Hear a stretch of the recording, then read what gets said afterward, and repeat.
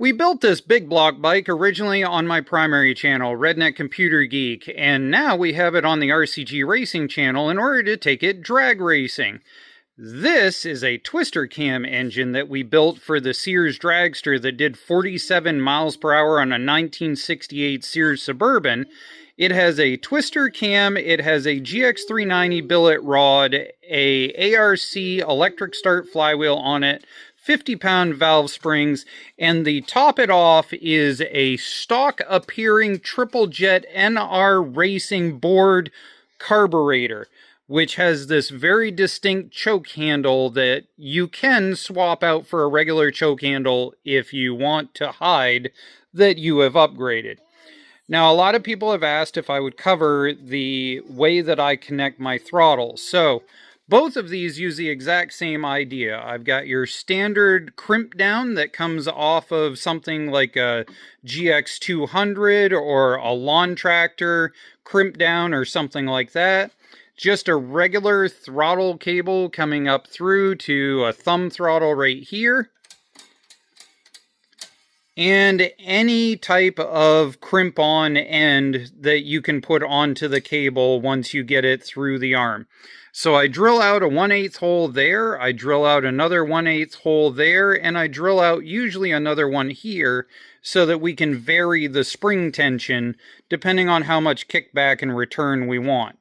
Side note, this is off a GX200 assembly, and you have to unthread this screw and drill it out to be able to get these through. I've had a lot of people say that these don't fit. The answer is yes, they do not fit. You have to drill it out to make it fit. So let's talk about the original setup that I did a few years ago.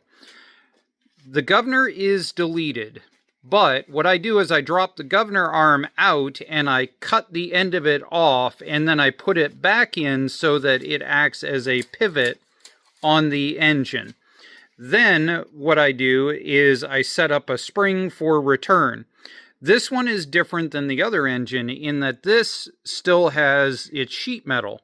So I self-tapered into the sheet metal to use a standard spring from Tractor Supply. No modification, this is a bought off-the-shelf spring. But when I came to do this one, I did the same exact basic setup. I dropped out the governor arm, deleted the governor, and cut it off, put the pivot back, put the setup right here, drilled that out, drilled out this arm, but I couldn't have the sheet metal in order to be able to clear where my petcock comes down for my tank.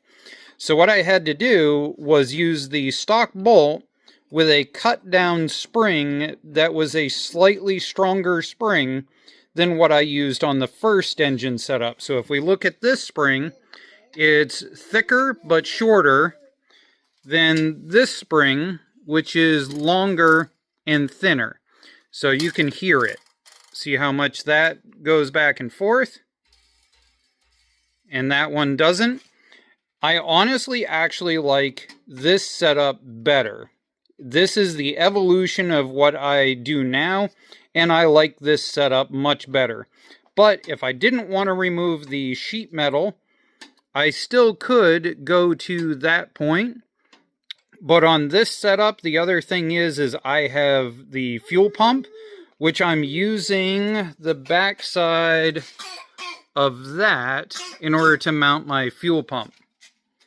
So, and if you need a how-to on the fuel pump setup on one of these Duramaxes, a Predator 420 or GX390, I have the how-to video for that up on the channel also. Anyways, this stock little bugger has been fun, but it is time to put in something that's got a lot more horsepower. Alright. Alright, Jethro. Say bye-bye. Good boy.